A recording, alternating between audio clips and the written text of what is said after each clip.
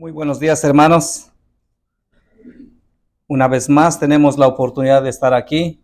Una vez más, todavía tienen que estar viendo mi rostro. Pero estamos orando para que Dios nos ayude en el sentido de las necesidades que nosotros tenemos como iglesia. Y pues gracias a Dios que nosotros entendemos ahora que todas las cosas que nosotros pedimos de todo corazón a nuestro Dios, Él nos los va a conceder. Y quiero comenzar este tema con una historia. Allá por 1896 hubo un hermano llamado John Knox. No sé si han escuchado hablar de él. Este era un ministro completamente entregado a Dios. Su vida era para servir a Dios. Este ministro estaba muy preocupado en todo momento por la feligresía que estaba bajo su cargo. Una noche, este hermano entró como siempre a orar, a suplicarle a Dios por todas las almas que estaban bajo el cuidado de este pastor. De repente entra la esposa y le empieza a decir a nuestro hermano: oye, deberías tomar cuidado de tu salud, no debes estar haciendo esto por mucho tiempo, tu salud puede decaer. Aparentemente el deseo de la esposa era sincero, ¿no? Y era algo que que las esposas tienen como cuidado para los esposos, ¿no? Que no se enfermen. Pero la respuesta de este hermano fue: mujer, ¿no te das cuenta que hay 3,000 personas, 3,000 almas que necesitan de estas oraciones? No puedo yo estarme fijando en las necesidades mías. Y llegó un tiempo más adelantito que la necesidad de este hermano era tan grande que se puso a orar a Dios de esta manera: Señor, dame las almas de todas estas almas que se encuentran en esta ciudad. Él era de England, de toda esa área. Porque si no me las das, me muero. ¿Se imaginan la necesidad que tenía este hermano de satisfacer las necesidades de otras personas, las necesidades espirituales? Y de la manera como él tenía ese deseo de que Dios le diera la oportunidad de poder participar en la intercesión humana de traer esas almas a los pies de Cristo Jesús. De esa manera también nosotros debiéramos estar en estos tiempos preparándonos con ese mismo deseo, preparándonos para la lluvia tardía. La semana pasada hicimos la introducción de este tema que es muy importante. Es muy importante y muy necesario para nuestras vidas en estos tiempos. Y quiero recordarles un versículo que leímos en aquel día, el sábado pasado, donde Isaías 44:3 nos dice: porque yo derramaré agua sobre el que tiene sed. En este sentido, si comparamos la historia, no está en el tópico, solamente estoy recordándole lo que vimos la semana pasada. Si nosotros nos damos cuenta, el deseo que tenía el hermano John era de recibir sobre él las aguas que Dios promete. Y dice: derramaré agua sobre el que tiene sed y no sobre la tierra árida. No por aquellos que no quieren recibir esas aguas, por aquellos que son descuidados. Dios no va a derramar esas aguas. Entonces, en este sentido, nosotros tenemos que prepararnos para que la lluvia que quiere traer nuestro Dios a su pueblo en estos tiempos, nosotros estemos preparados para que podamos nosotros recibirla. Ahora, vamos a ver qué es lo que vamos a analizar el día de hoy en esta mañana. Zacarías capítulo 12, versículo 10, nos habla de algo muy importante también, donde nos dice: derramaré sobre la casa de David y sobre los moradores de Jerusalén el espíritu de gracia y de oración, y mirarán a mí, a quien traspasaron, y harán llanto sobre él, como llanto de unigénito, afligiéndose sobre él, como quien se aflige sobre primogénito. Es interesante el requerimiento que Dios nos da en este versículo para que nosotros podamos recibir ese espíritu de gracia y oración. Tenemos que afligirnos, tenemos que preocuparnos por las almas que aún no han venido a los pies de nuestro Señor Jesucristo. Y el mismo ejemplo de nuestro Señor Jesús nos habla de la manera como Él estaba muy preocupado por todas las almas. De manera que a cada momento Él hacía la invitación a todos. Pero antes de traerlos a Él, lo que Él estaba haciendo es suplir a cada una de las necesidades de esas almas. Una enseñanza muy valiosa para nuestros tiempos. De la manera como nosotros también tenemos que acercarnos a las almas y preguntarles de qué están padeciendo, qué es lo que hace falta, qué es lo que pudiéramos nosotros suplir para poder ayudar a esas almas. De manera que más adelantito le podamos decir: vengan, aquí hay un pueblo, aquí hay una iglesia donde podemos lavarnos los pies los unos a los otros, donde podemos tomar en cuenta las situaciones que pueda haber en la mente de un ser humano y en la mente de otra, de manera que nosotros podamos caminar todos juntos a la patria celestial. En este momento, tristemente, puede ser que nosotros no estemos aglomerados, agrupados para caminar todos juntos. Pero el apelo de nuestro Señor Jesucristo es de que nosotros podamos juntarnos. Y ya lo estamos haciendo. Estamos en este lugar. Nos hemos agrupado. Ahora, aquí es donde nuestro líder nos va a hacer caminar todos a la misma vez. La palabra de Dios nos enseña que el líder solamente va caminando enfrente y las ovejas tienen que hacer ¿qué? Seguir. No puede ser que las ovejas se desbalaguen, sino que todos al oído de la voz del maestro, nosotros vamos, ¿qué cosa? Caminando, siguiendo la voz de nuestro maestro. Entonces es muy importante que nosotros pensemos de esta manera. Ahora, pero se dice que va a derramar el espíritu de gracia y oración ¿sobre quién?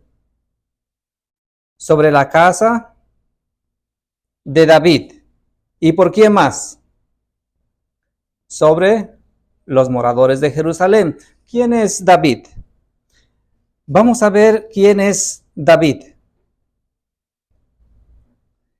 En Hechos capítulo 13, versículo 21 nos dice: luego demandaron rey, y Dios les dio a Saúl, hijo de Cis, varón de la tribu de Benjamín, por 40 años. Ese fue el primer rey que reinó en el pueblo de Israel. Ahora, versículo 22. Y quitado les levantó por rey a David, del cual dio también testimonio diciendo: he hallado a David, hijo de Isaí, varón conforme a mi corazón, el cual hará toda mi voluntad.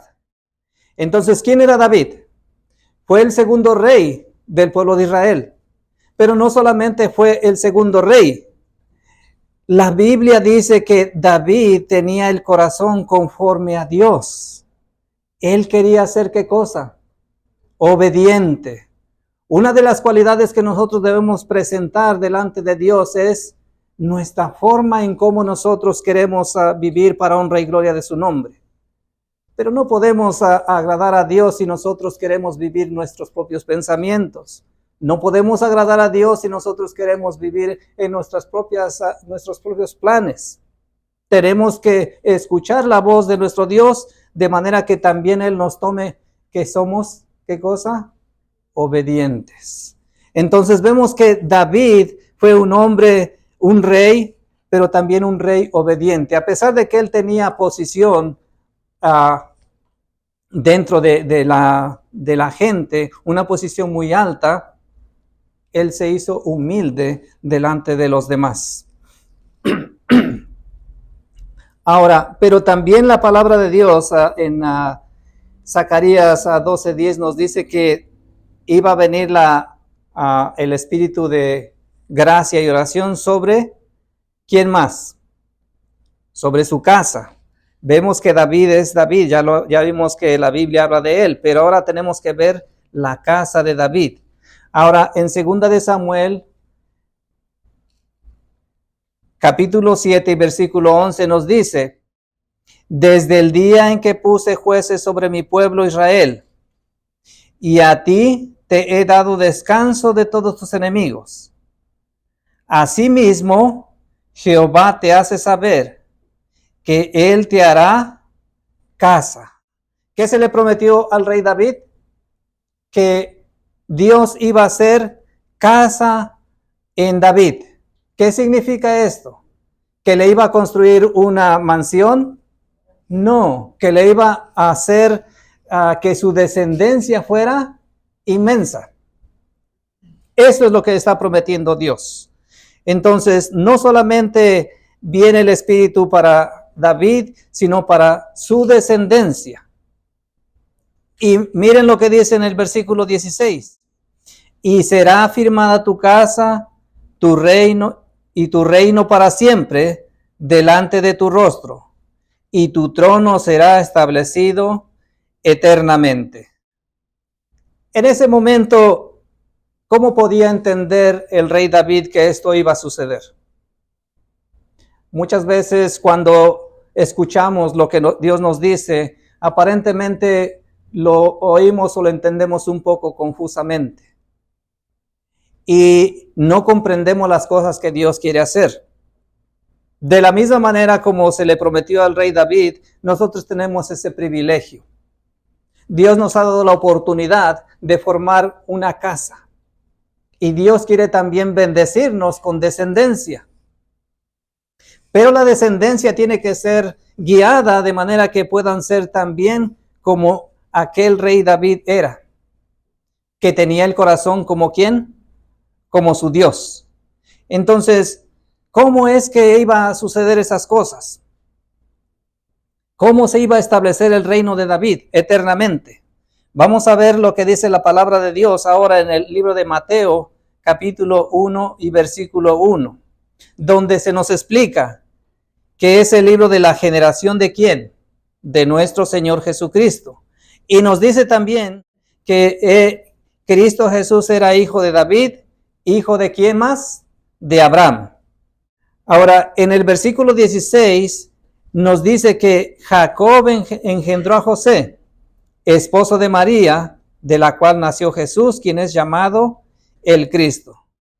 Entonces, ¿de qué linaje era José? De la casa de David. Y de la casa de David nació ¿quién? Nuestro Señor Jesucristo.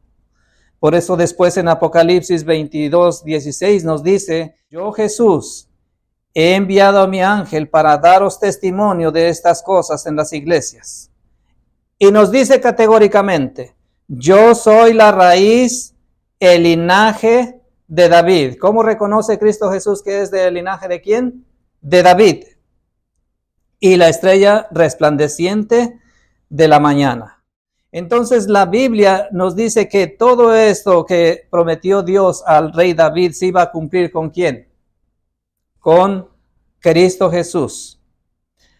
Ahora, nosotros estamos viendo en esto que Dios quería derramar el espíritu de gracia y oración, no solamente en David, en los descendientes de David, pero también dice que iban a recibir el espíritu de gracia y oración los moradores de Jerusalén. ¿Quiénes son esos moradores de Jerusalén? Vamos a ir a Segunda de Samuel, capítulo 5, versículo 6. Y nos dice así: y el rey y sus hombres fueron a Jerusalén, a los jebuseos que habitaban en la tierra, los cuales hablaron a David diciendo: tú no entrarás acá, al menos que eches a los ciegos y a los cojos, pensando que no entraría acá David. Tuvo que entrar el rey David junto con su ejército a este lugar. En apariencia, estos hombres pensaban: no va a venir a David y su ejército aquí en contra de nosotros, porque va a tener misericordia de estos ciegos, de estos cojos. Pero dice el versículo 7, pero David tomó la fortaleza de Sión, la cual es la ciudad de David. Si se dan cuenta, este lugar donde vivían los jebuseos todavía no era el lugar a donde iba a habitar el rey David. Este lugar fue conquistado por el rey David. Y después de haberlo conquistado, dice que él le puso el nombre de la ciudad de ¿qué? De David. Ahora, ¿qué es lo que hizo David? ¿Cómo es que le fortaleció o trajo inspiración a su ejército? Miren qué dice más adelante, en 2 de Samuel 5:8. Y dijo David aquel día: cualquiera que vaya hasta los canales y hiera al jebuseo y a los cojos, a los ciegos, a los cuales el alma de David aborrece, será capitán. ¿Qué cosa? ¿Cómo inspiró a la gente, al ejército que venía detrás de él? Vayan y ustedes hagan lo que tenemos que hacer. Destruyan lo que se tiene que destruir, y cada uno que quiera hacer esto, que quiera cumplir, que se haga obediente en lo que le estoy diciendo. ¿Qué iba a hacer David para darle una recompensa? Será capitán. Entonces la última parte dice: por esto se dijo, ni el ciego ni el cojo entrarán en la casa. Versículo 9. Y David moró en la fortaleza y le puso por nombre la ciudad de David, y edificó alrededor desde Milo hacia adentro. Entonces, como vemos aquí en esta explicación que nos da la santa palabra de Dios, no solo la descendencia de David o la casa de David es la que iba a recibir el espíritu de gracia y de oración, sino también aquellos que venían junto con David, el ejército que estaba junto con él. Por eso se habla en Zacarías 12:10 que era la casa de David y los que moraban, ¿a dónde? En Jerusalén. Ahora, notando esta analogía, ¿quiénes son los que forman ahora parte de la casa de David? Todos aquellos que quieren ser obedientes y tener el corazón como el corazón ¿de quién? De nuestro Dios. Podemos ser, todos son los que formamos la casa de David y también los que estamos dentro de Jerusalén. Ahora, la pregunta es, ¿por qué ellos tenían que recibir el espíritu de gracia y oración?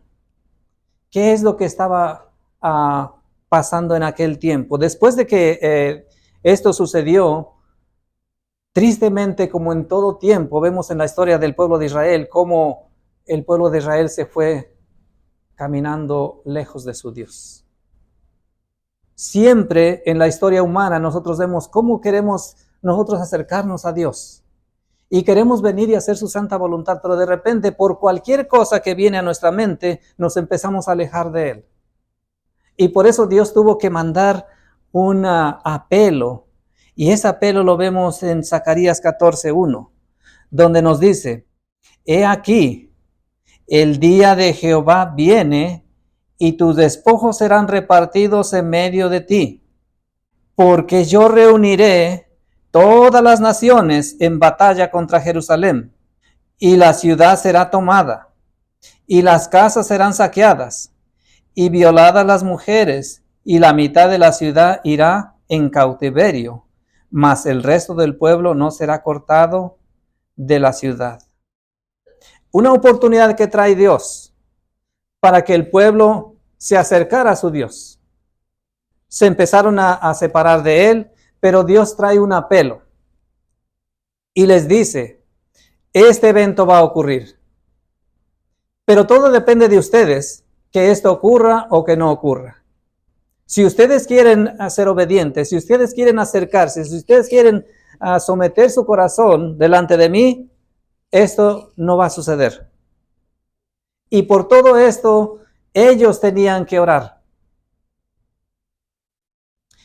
Si nosotros no pensamos en este momento, ¿cuál es el futuro que nos espera a nosotros?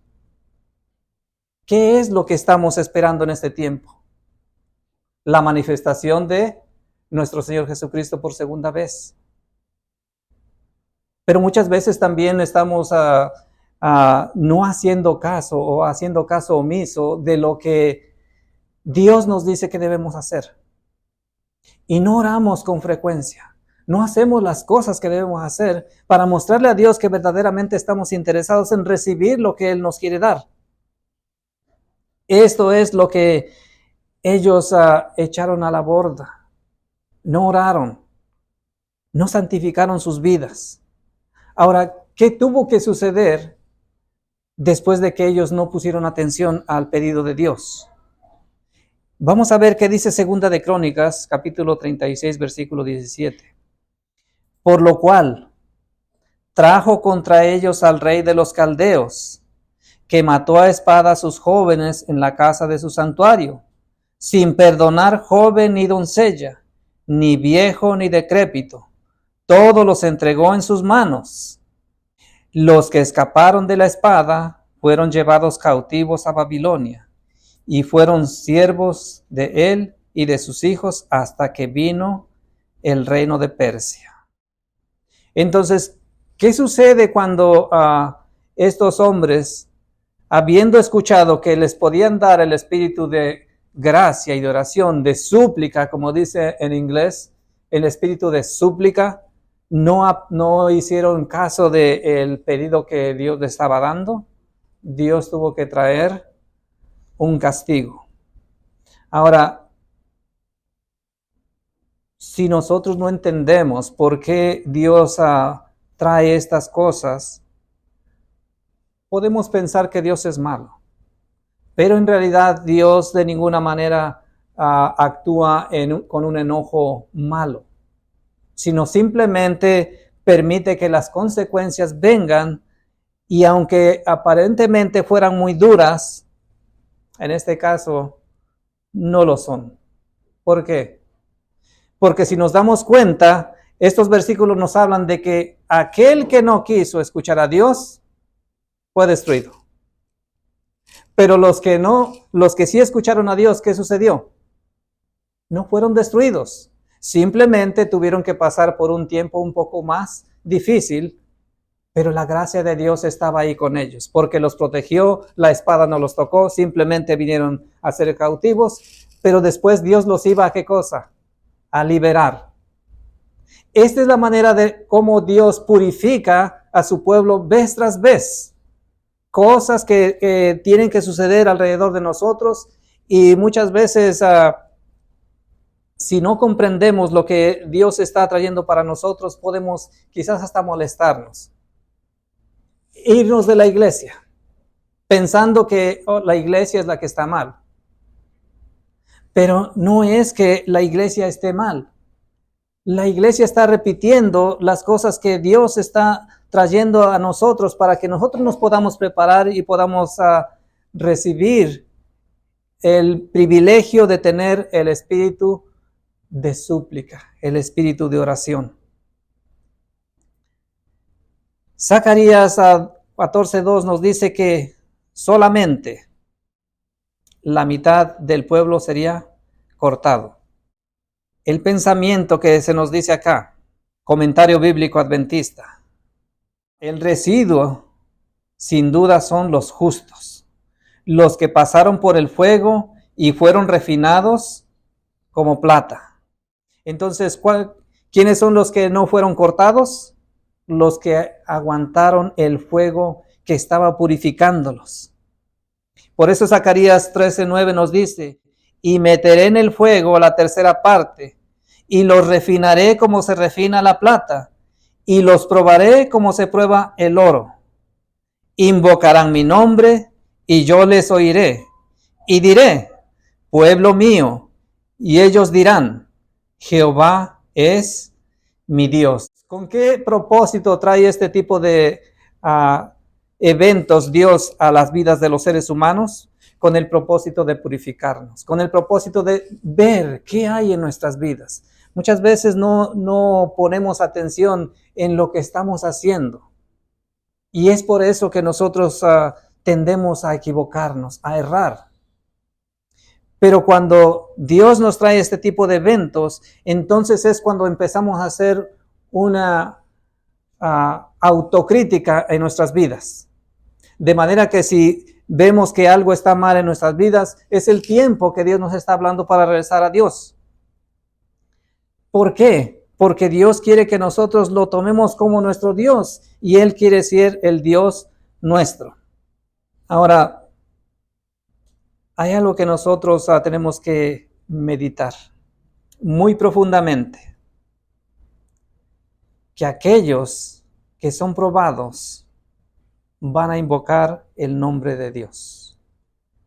¿Hasta qué punto ha sido probada nuestras vidas? Escuchando el testimonio de nuestras visitas,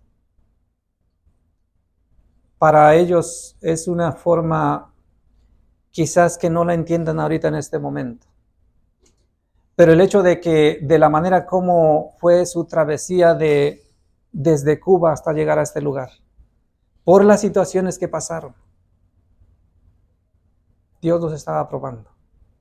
Sin embargo, hasta en este momento ellos están aquí con nosotros y ellos están escuchando la voz de Dios.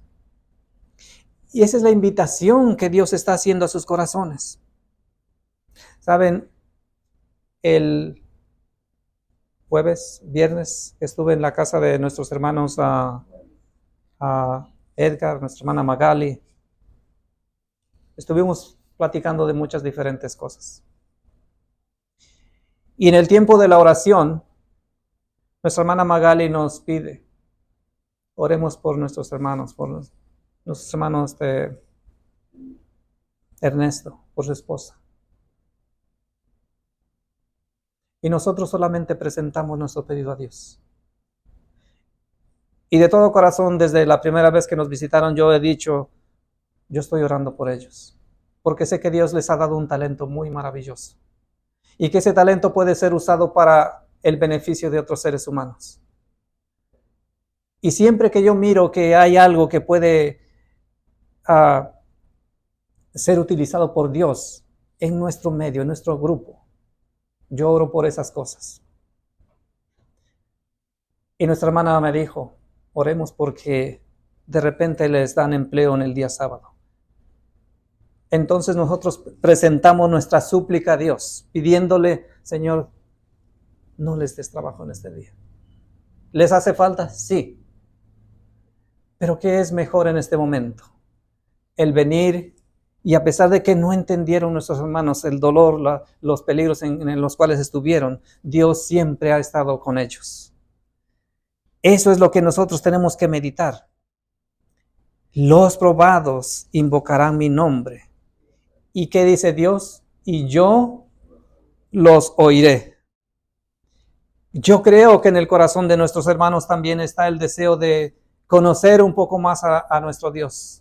Yo creo que en su corazón también está, ellos están buscando la manera de cómo acercarse más a Dios, para que Dios también les pueda probar que Él tiene mucho más cosas mejores que las que han tenido hasta este momento. Ahora, pensando en estas cosas, ¿qué es lo que quería hacer en aquel tiempo cuando Dios quería derramar el espíritu de gracia y súplica a la casa de David y a los moradores de Jerusalén? Miren qué dice Profetas y Reyes, párrafo 519.2. Dios quería que toda la tierra fuese preparada para el primer advenimiento de Cristo. El pueblo no lo entendió. El pueblo continuó con la vida común y no se acercaron más a Dios. No empezaron a orar como debían haberlo hecho en aquel tiempo. La gente no se dio cuenta quién era Cristo Jesús. La historia nos dice que al venir a nacer nuestro Señor Jesucristo a este mundo, nadie se percató de que Él estaba naciendo ahí en ese pesebre. Los únicos que fueron avisados, ¿quiénes fueron? Aquellos pastorcillos que estaban ahí cuidando de su rebaño y que estaban platicando entre ellos acerca del Mesías que había de venir a este mundo. Nadie más platicaba de esas situaciones más que ellos. Y por eso Dios les dio el privilegio enviándoles a un ángel a decirles, miren que lo que ustedes están esperando ahora ha ocurrido aquí en este lugar. Y les dijo, ¿dónde? ¿Por qué tenía que hacer eso a Dios? Porque la palabra de Dios también en el versículo 12 de Zacarías, versículo 10, nos dice que muchos iban a mirar a aquel que le habían traspasado. Ahora, Juan capítulo 29, versículo 30 nos dice, cuando Jesús recibió el vinagre, dijo, consumado es. Y habiendo inclinado su cabeza, entregó el espíritu. Versículo 32. Luego, los soldados fueron y quebraron las piernas al primero y después al otro, que había sido crucificado con él. ¿Por qué hicieron esto a estos soldados? Se había llegado el día de la preparación. Estaba terminando ya casi. Y ya venía el día sábado, el día que todos estaban guardando. Y los judíos, después de que ellos habían crucificado a nuestro Señor Jesucristo, después de que ellos rechazaron a Cristo Jesús, todavía estaban pensando, tenemos que guardar el sábado. Entonces era un hábito que aquellos que todavía no habían muerto, aunque estaban en la cruz todavía colgados, les tenían que quebrar los pies para que no pudieran escaparse. Esa era una costumbre de aquel tiempo.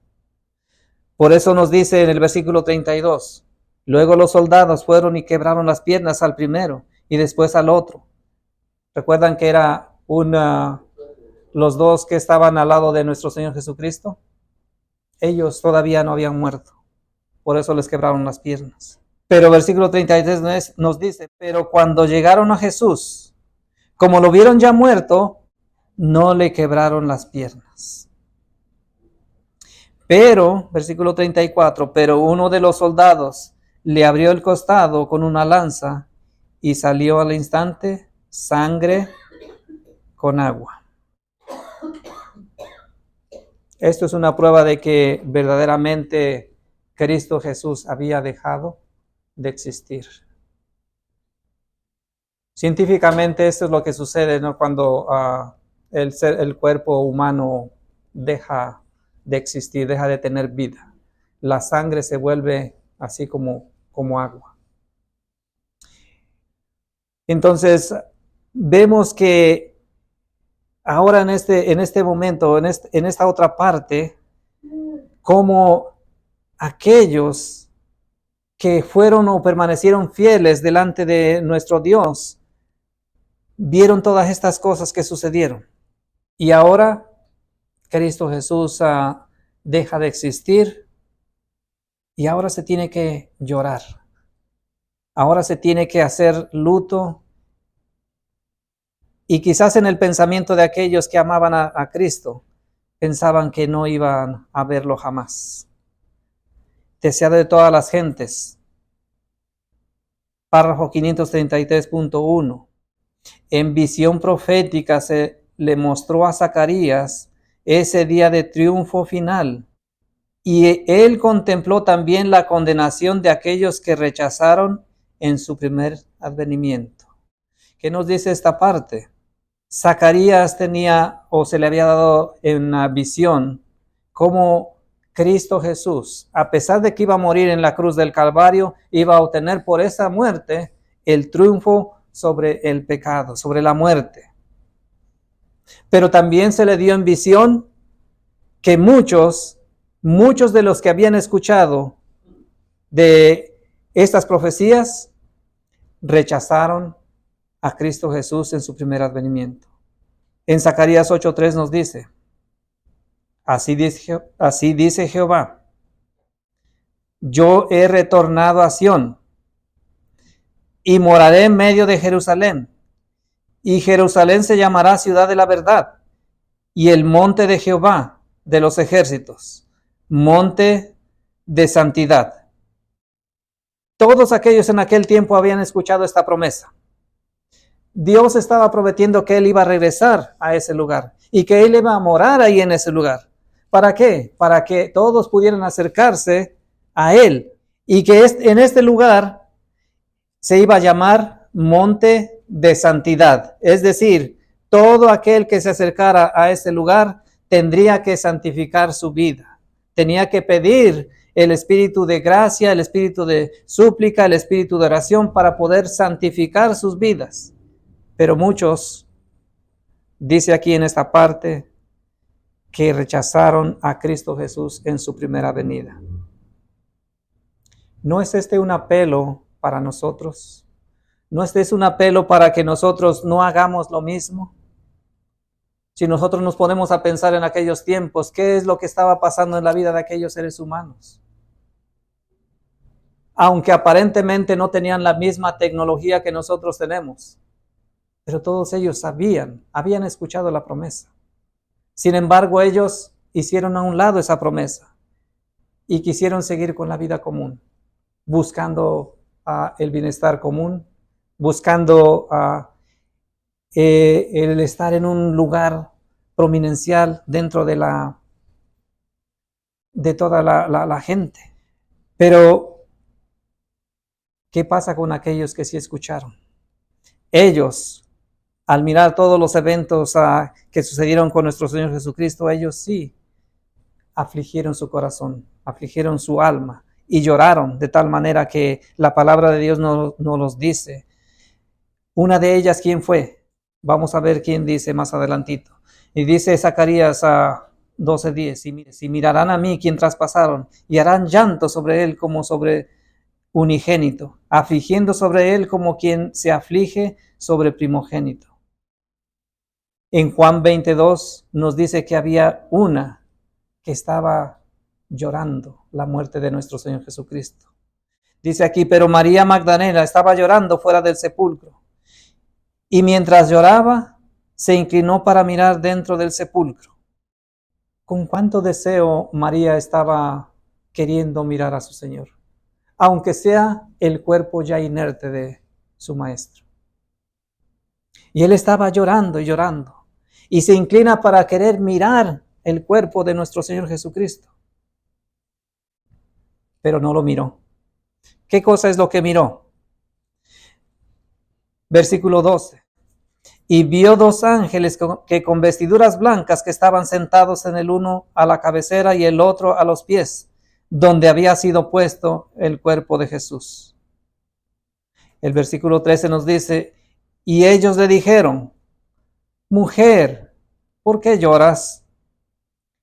Y ella les dijo, porque se han llevado a mi Señor y no sé a dónde le han puesto.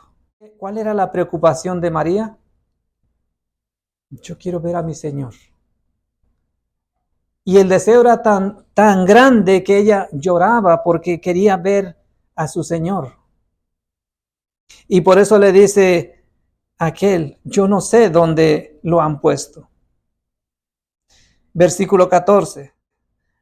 Habiendo dicho esto, se volvió hacia atrás y vio a Jesús de pie, pero no se daba cuenta que era Jesús. Hermanos, muchas veces nosotros pedimos que Jesús esté a nuestro lado. Muchas veces nosotros anhelamos tener a Cristo Jesús a nuestro lado, pero no vemos que está Cristo Jesús ahí con nosotros. Nos enfocamos tanto a veces en los dolores o en las tristezas que nosotros estamos pasando, que no vemos a nuestro Señor ahí a un lado de nosotros, queriéndonos ayudar en cada uno de los sentidos. Esto también pasó con María. Ese ejemplo que nosotros vemos en el caso de María, también nos demuestra a nosotros que ella estaba preocupada, ella quería, tenía un deseo sincero de ver nuevamente a su Señor, pero no se dio ni cuenta que Cristo estaba ahí. ¿Hasta qué momento ella se dio cuenta? En el versículo 15, Juan 20:15, Jesús dijo, mujer, ¿por qué lloras? ¿A quién buscas? Ella, pensando que él era el jardinero, le dijo, Señor, si tú lo has llevado, dime a dónde lo has puesto, y yo lo llevaré. Hasta ese momento, María ya estaba teniendo o sosteniendo una conversación con su maestro y todavía no se daba cuenta que era Cristo Jesús. El llanto estaba nublando aún su vista. Pero ese llanto era un llanto sincero de deseo de tener a Cristo Jesús a su lado. Por eso en el versículo 16 nos dice, después de que lo mira, le dice, María. Y volviéndose ella le dijo en hebreo, Raboni, que quiere decir maestro. ¿Qué es lo que sucedió después de que ella lo reconoció? Inmediatamente la historia nos dice que ella quiso abrazar a su Señor. Quería estar al lado de ella de manera que sintiera el amor de nuestro Dios en ella. Pero la historia nos dice que Cristo Jesús le dijo, todavía no me toques todavía. ¿Saben? Dios quiere derramar a su espíritu de gracia y oración en nosotros, así como el pasado. Eso es lo que nosotros hemos aprendido en un solo versículo, Zacarías 12:10. En aquel tiempo también nos dice Profetas y Reyes, que Dios quería que toda la tierra estuviera preparada para su advenimiento. En el libro de Juan, en el capítulo 20, nos muestra que todos, solamente unos pocos, recibieron a Cristo Jesús. Ahora, y en este tiempo, ¿qué está pasando? Miren qué dice la Biblia. Hoy se está preparando el terreno para su segunda venida. Salmo 65:1, perdón. A ti es plácida la alabanza en Sión. ¿Dónde tenemos que estar para que nos preparemos? En Sión. Así como aquellos que siguieron a David, al rey David, y moraron allá en Jerusalén, nosotros tenemos que hacer lo mismo y alabar a nuestro Dios. Oh Dios, a ti se pagarán votos. Versículo 2. Tú oyes la oración y a ti vendrá toda carne. Y en el versículo 4 nos dice, bienaventurado el que tú escogieres e hicieras acercarse a ti para que habitare en tus atrios. Seremos saciados del bien de tu casa y de tu santo templo. ¿Qué promete Dios si nosotros queremos acercarnos a Él en este momento? Una bendición tan grande. La bendición de ser escogidos para ser o para habitar en los atrios de Dios y para ser saciados por Dios mismo. Eso es lo que está queriendo hacer Dios. Por eso se está preparando el terreno, por eso se está tratando de buscar que cada uno de nosotros obtengamos ese espíritu de gracia y oración. El primer paso para que nosotros recibamos la lluvia tardía es esta preparación, que aceptemos que si no obtenemos el espíritu de oración, si no oramos, si no establecemos una relación nuestra con Dios, no vamos a recibir la lluvia tardía. Y según lo que hemos visto, aquellos que no reciban la lluvia tardía, tristemente, no van a estar con Dios. Vamos a ver qué dice el deseado de todas las gentes. Los hombres no se ponen en comunión con el cielo visitando una montaña o un templo sagrado. No es de la manera como mucha gente dice. Yo no sé si han escuchado algunas ideas que vamos a visitar a Jerusalén. Ahí vamos a encontrar a Dios. No es como la gente lo dice. Por eso esta parte nos dice, no nos ponemos con Dios solamente visitando un lugar santo o sagrado. La religión no ha de limitarse a las formas o ceremonias externas. No solamente debemos pensar que porque soy o porque pienso que estoy cumpliendo con estas cosas, ya soy parte de. Ese es el peligro que Satanás trae alrededor de nosotros para que pensemos, ya con esto ya estoy bien. Continúa diciendo, la religión que proviene de Dios es la única que conducirá a Dios. Entonces, ¿qué es lo que nos lleva a Dios? Lo que Dios nos enseña. Nosotros no podemos inventar ningún tipo de cosa. Si queremos venir a Dios, tenemos que escuchar la voz de Dios. De otra manera, nos vamos a extraviar. ¿Para qué? Dice más adelante, a fin de servirle debidamente, debemos nacer del Espíritu Divino. ¿Qué quiere darnos Dios? Su Espíritu. Cuando nosotros recibimos el Espíritu Santo, entonces ahora poco a poco vamos a ir aprendiendo cómo servir debidamente a Dios. Y la última parte dice, esto purificará el corazón y renovará la mente. Entonces, ¿para qué quiere dar el Espíritu Santo a Dios a nosotros?